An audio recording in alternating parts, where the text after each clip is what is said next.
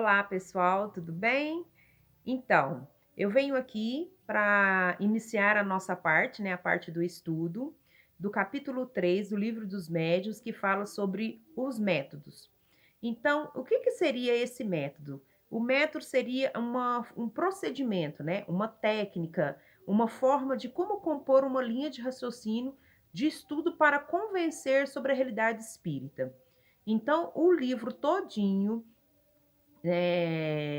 aliás, o livro não. O nosso capítulo, né, o 3, que ele vem do item 18 ao 35, ele vem abordando essas técnicas, né, esses procedimentos.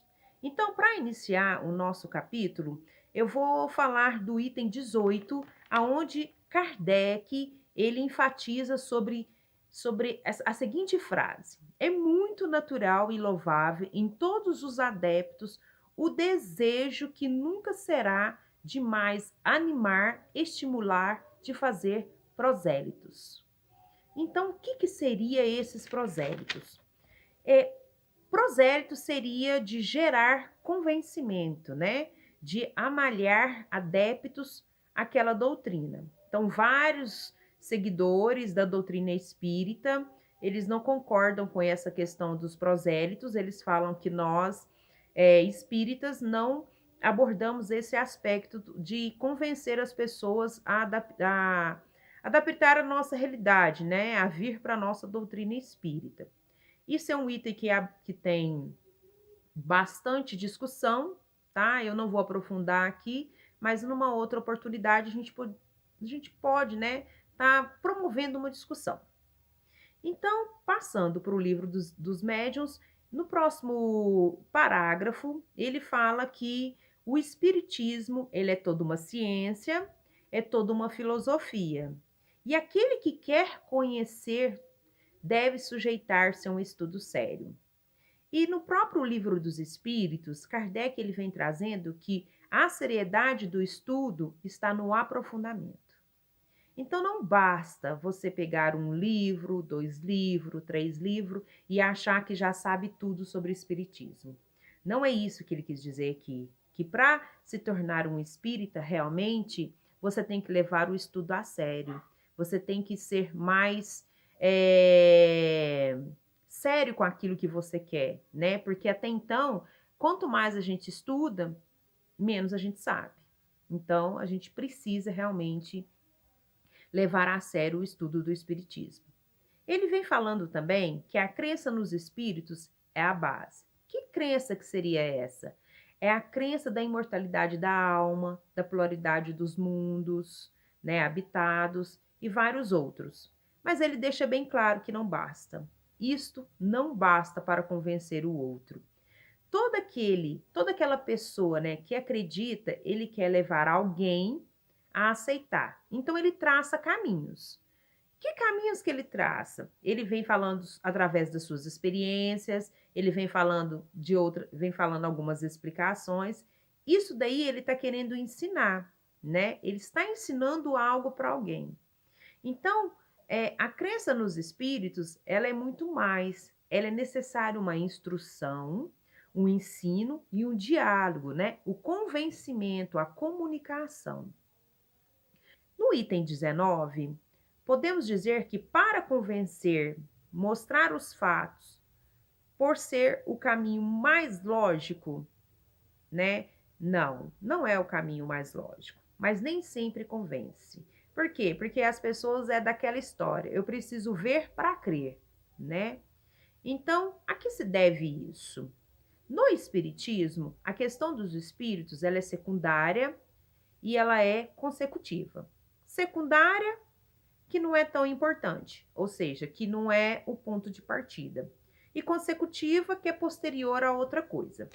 E Kardec ele vem falando ao longo do parágrafo que os espíritos, não sendo outra coisa senão a alma dos homens, o verdadeiro ponto de partida, pois é a existência da alma. E aí, como trabalhar então com o materialista, né? Como o materialista pode admitir que seres vivem fora do mundo material, quando crê que ele mesmo não acredita, né, senão na matéria? como que pode crer em espíritos fora de si quando não crê em si mesmo, né? Então, Kardec, ele vem trazendo que existe todo um conhecimento, né? Que todo ensino ele deve partir do conhecido para o desconhecido. Então, para o materialista, o que seria o conhecido? A matéria. Então, para trabalhar com o materialista, algo que ele não acredita, inicia-se então pela matéria, para tentar convencê-lo. Mas antes de torná-lo espírita, é preciso torná-lo espiritualista, né? E aí Kardec vem falando também que antes de procurar convencer um incrédulo, mesmo pelos fatos, convence a assegurar da sua opinião com respeito à alma. Agora, se não crer nem na sua sobrevivência ao corpo, em sua individualidade após a morte e nem na sua existência, então é perca de tempo. O trabalho ele será todo perdido. E Kardec, ele afirma muito isto, que nós temos um defeito, a gente gosta, né, a gente quer convencer as pessoas de algo que elas ainda não estão preparadas para receber, né? Então temos que tomar muito cuidado também com essa questão. E todo o capítulo 3, ele vem falando, né, ele vem abordando o ensino, a evolução dessas percepções. E eu quero deixar assim, para finalizar, bem claro, que o materialista entende que existe alguma coisa além da matéria. E Kardec chama isso de espiritualismo.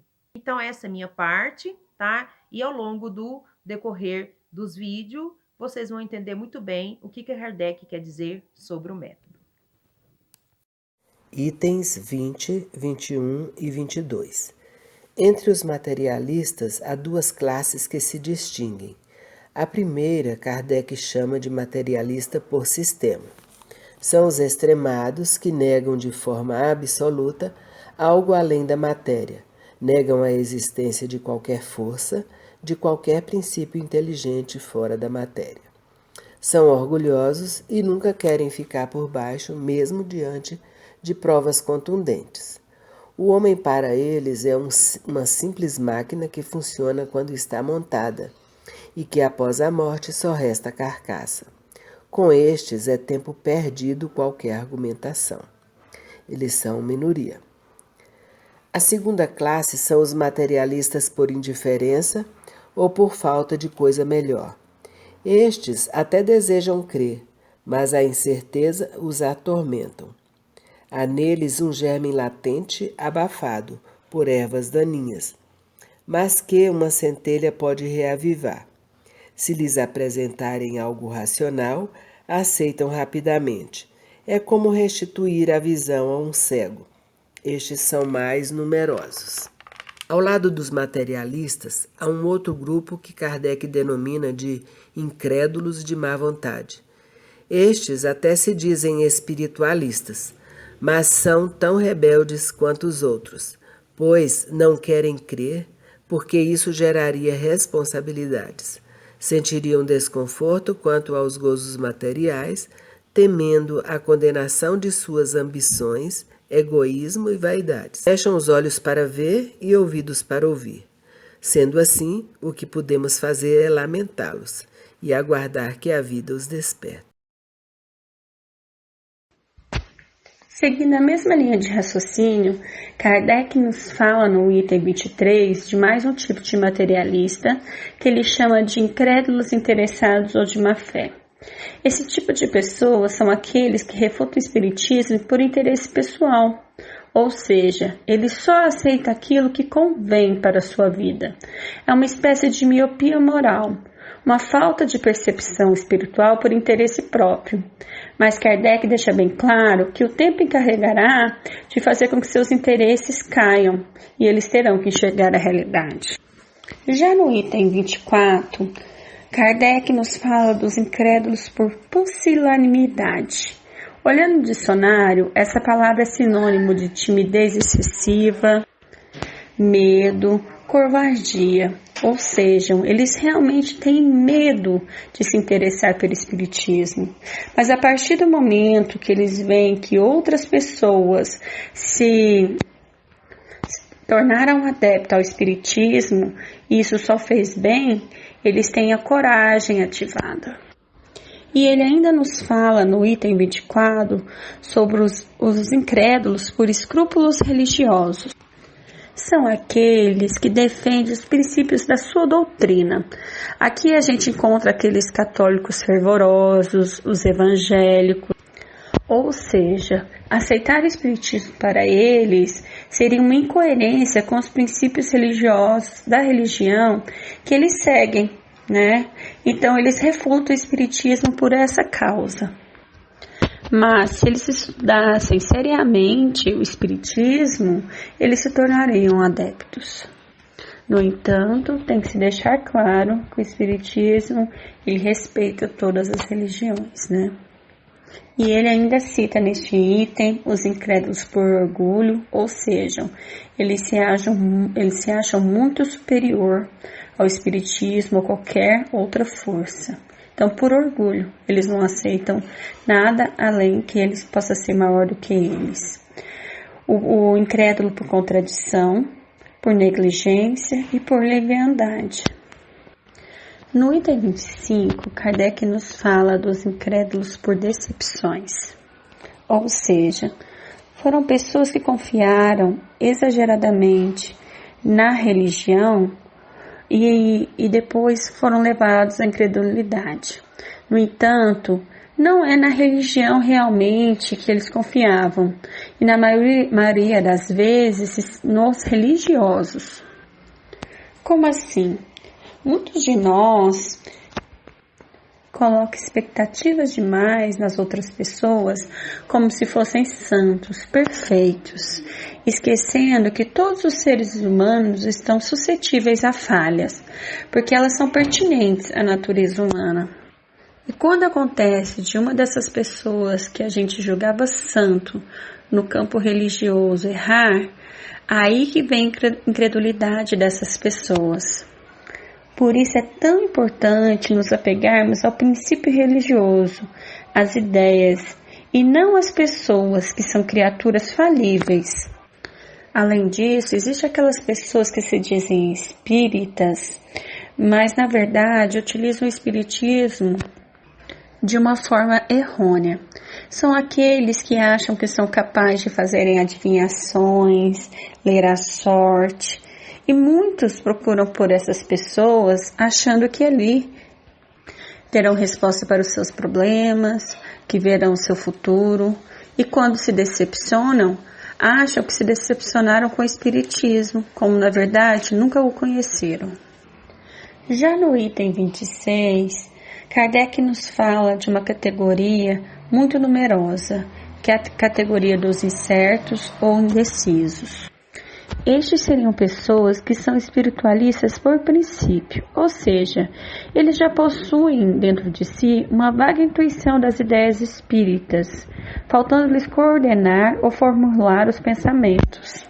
Ou seja, mesmo sem conhecer a doutrina, eles possuem uma ideia inata e quando conhecem, veem verdades que vão de encontro a tudo aquilo que eles sentiam e já pensavam. 27 e 28.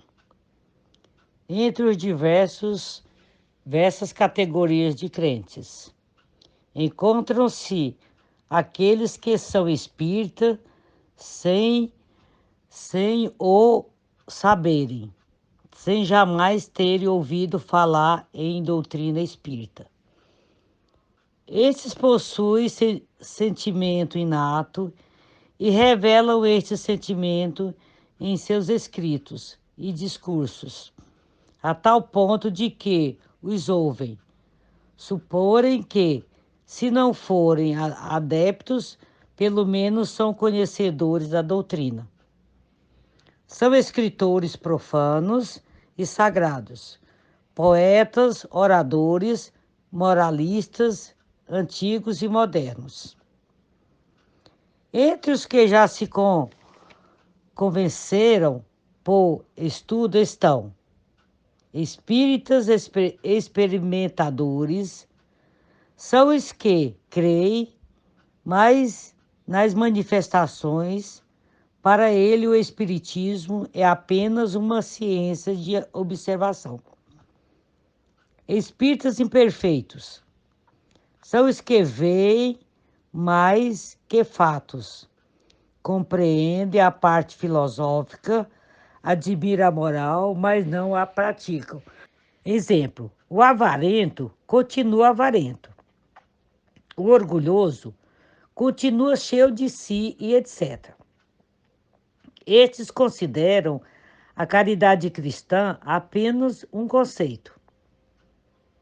Os verdadeiros espíritas, ou espíritas cristãos, são os que não se contentam em apenas admirar a moral cristã, mas a praticam e aceitam as consequências.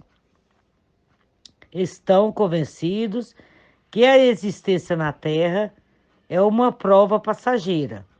Aproveitam todos os instantes para progredir, esforçando-se para fazer o bem e refrear suas más inclinações. A caridade é sua regra de conduta. Espíritas exaltados são aqueles que acreditam e confiam cegamente em tudo que diz respeito do mundo invisível, com extrema facilidade e sem verificação. São deslumbrados, não refletem, são iludidos por mistificadores, portanto, não são úteis nem confiáveis, são nocivos à causa espírita. Itens 29 e 30. Ainda em relação às manifestações materiais, vimos que os meios de convencimento variam de indivíduo para indivíduo.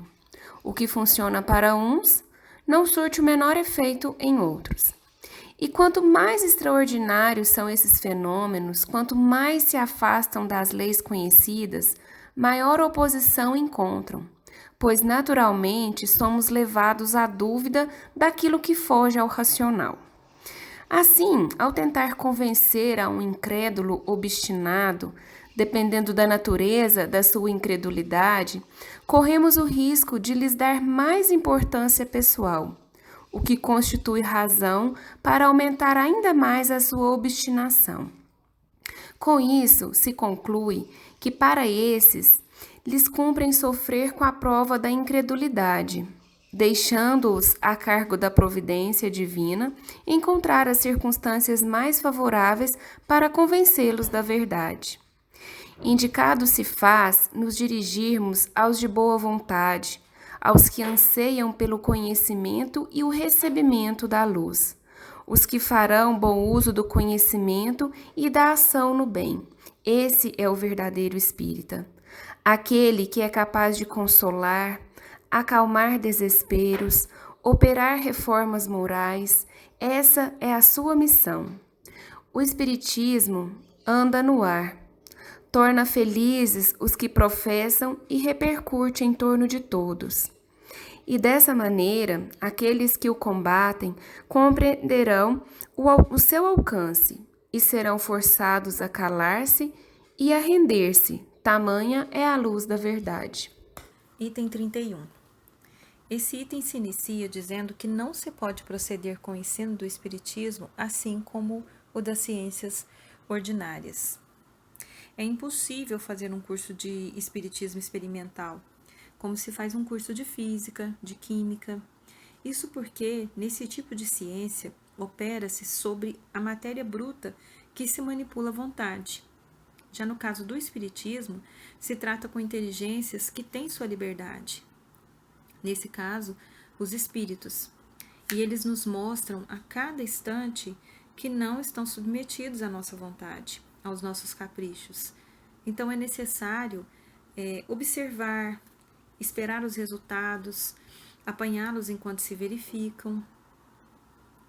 Kardec deixa claro nesse item aqui que todo aquele que se gabasse de obtê-los à vontade não poderia ser senão um ignorante ou um impostor.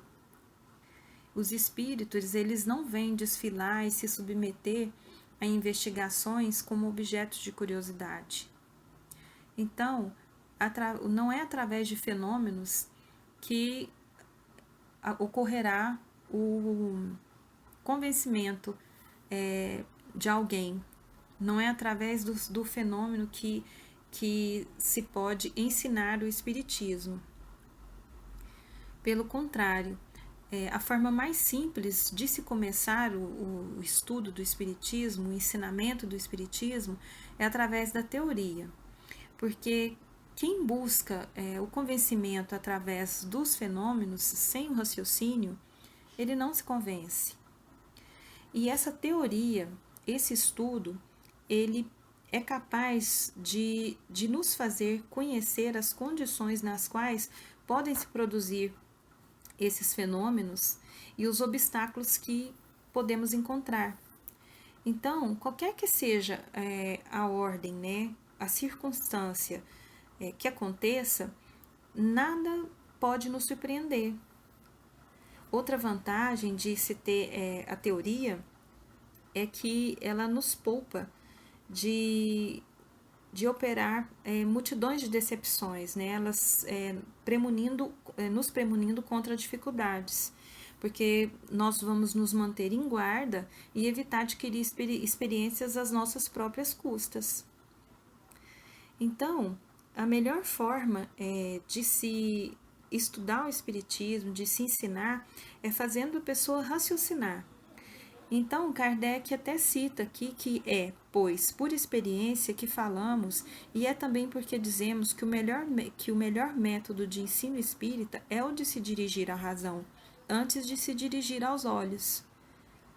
Outra vantagem, isso já é no item 32, outra vantagem de trabalhar, de já começar pela teoria, é que já mostra imediatamente para a pessoa a grandeza do objetivo e a importância do espiritismo, dessa ciência que é o espiritismo. Então, aquele que se inicia por ver uma mesa girar ou bater, ele está inclinado à zombaria, porque dificilmente ele imagina que de uma mesa, né, possa sair uma doutrina tão esclarecedora para a humanidade. E nesse item também, ele fala que essas manifestações, elas vêm para confirmar o espiritismo. Elas não são a essência do espiritismo. Então, é necessário ter a teoria para se compreender essas manifestações. De resto, Kardec cita que não seria exato dizer que aqueles que começam pela teoria deixam de ter motivos de observações práticas. Ao contrário, eles os têm e, aos seus olhos, devem ter um peso maior do que aqueles que poderiam produzir-se diante deles. Então, se os fenômenos provocados não existissem, os fenômenos espontâneos não os substituiriam menos, e o espiritismo não teria por resultado senão lhes dar uma solução racional, o que já seria muito. E também a maioria daqueles que leem antes liga seus conhecimentos sobre esses fatos, que são para ele uma confirmação da teoria. Então, mais uma vez, fica claro que a teoria facilita o entendimento dessas manifestações e desses fenômenos. O que fica aqui desses itens, do item 31, 32 e 33, é que é muito importante para nós que estamos no caminho do desenvolvimento da mediunidade estudar, compreender a teoria, né? Porque isso vai facilitar, vai nos proporcionar que nos mantemos em guarda, vigilantes, para poder lidar com as situações e com as experiências que surgirão no decorrer desse processo de desenvolvimento da mediunidade. Eu vou falar para vocês do item 34 a 35. Neste quadro, nós vamos abordar a importância das noções preliminares e a sugestão de Kardec. Primeiro, vamos definir o que é fatos. É um substantivo masculino plural que indica circunstâncias ou situações acabadas que estão prestes a acontecer, ou que aconteceu. Pois bem, Kardec diz que é através dos fatos que chegamos à teoria. Através deles podemos fazer melhores observações. São esses acontecimentos que nos serviram e nos servem ainda todos os dias para compor um livro e torná-lo conhecido de todos nós. Quando uma pessoa não conhece sobre uma coisa, não raciocina sobre o assunto, ela não tem conhecimento de causa sem uma explicação. Eles não são contrários à razão, mas o indivíduo tem que estar disposto a aceitar os fatos. Quando pessoas são novatas em um determinado assunto e assistem a uma experimentação, a maioria delas sairá sem estar convencido, ou pode até sair mais incrédulas do que antes. A teoria é um meio prévio para averiguar a verdade sem surpresas e saber em que condições os fenômenos foram realizados. Por isso, ele não pode admitir nas sessões experimentais indivíduos sem noções preliminares para compreender o que eles estão fazendo, pois o observador vai perder o próprio tempo e vai desperdiçar o deles. Que noções preliminares são essas que as pessoas precisam ter? As leituras preliminares que Allan Kardec sugere são estes livros, e que sejam nesta ordem. No centro, temos o Livro dos Espíritos, é a coluna dorsal do Pentateuco. O que quer dizer Pentateuco? 5 livros kardecianos. Depois, ele lançou os outros 4 livros, e cada um com um objetivo. Do lado direito, acima do Livro dos Espíritos, nós temos o Livro dos Médiuns. Este livro foi publicado em janeiro de 1961. Do lado esquerdo, abaixo do Livro dos Espíritos, nós temos o Evangelho segundo o Espiritismo. Este livro foi publicado em 1863. Do lado direito, abaixo do Livro dos Espíritos, nós temos o Céu e o Inferno. Este livro foi publicado no mês 8 de 1865. Do lado esquerdo, acima, temos a Gênese.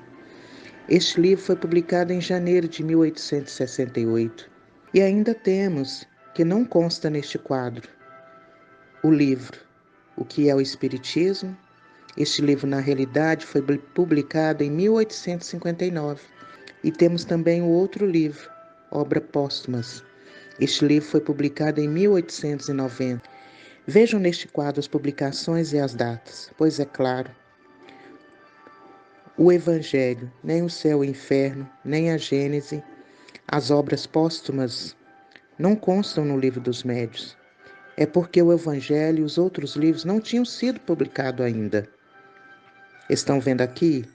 O Evangelho só foi publicado 3 anos depois do Livro dos Médiuns. E os demais livros também demoraram para ser publicados. Podem verificar as datas. O livro, O que é o Espiritismo, deixou até de ser relevante, pois ele é um sumário da exposição dos princípios da doutrina espírita, isto é, só um aglomerado geral. Então agora vamos para as perguntas. Primeira pergunta: qual que é o melhor método sugerido por Kardec para compreender ou estudar verdadeiramente o Espiritismo? Segunda pergunta: por que Allan Kardec sugere a ordem das leituras das obras para compreender melhor o Espiritismo?